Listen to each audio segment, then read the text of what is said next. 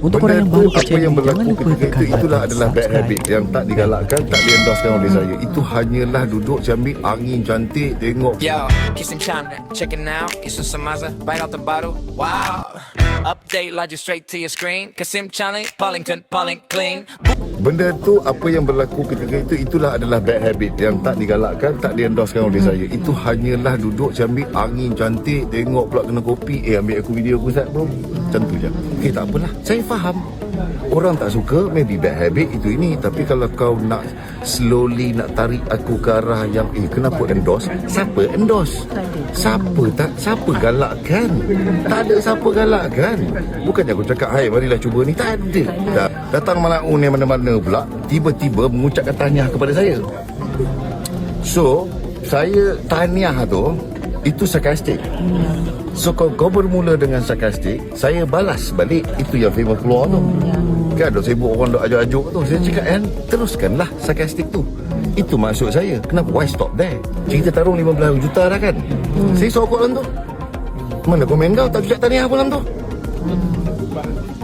Make sense. Bron 5,000 Alhamdulillah. Did well. Betul tak apa kat sini? Torchlight. Kau tak rokok. Tak nampak pun komen kau.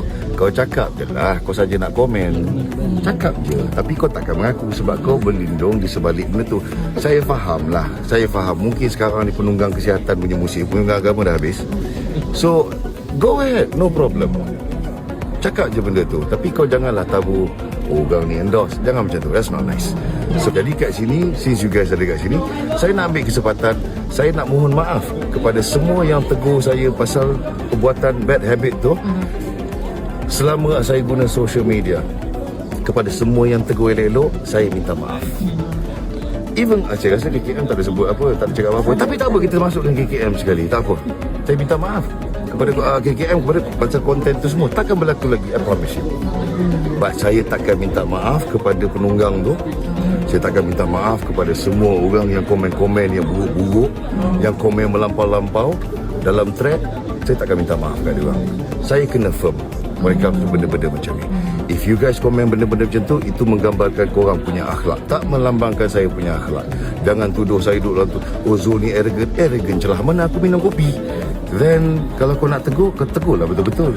Kau jangan tegur elok dan tegur betul-betul. Janganlah tegur macam buffet, yang ini aku ambil, yang ini aku tak nak, and then saya nak sibuk pasal kesihatan. Saya sehari-hari saya lari itu pergi gym, makan lagi elok apa benda, siap celah mana tu. Untuk korang yang sukakan video ni, jangan lupa tekan button. Bukan saya makan benda tu. Okey je. Subscribe. Tapi tak apalah, dia orang tegur-tegur lah.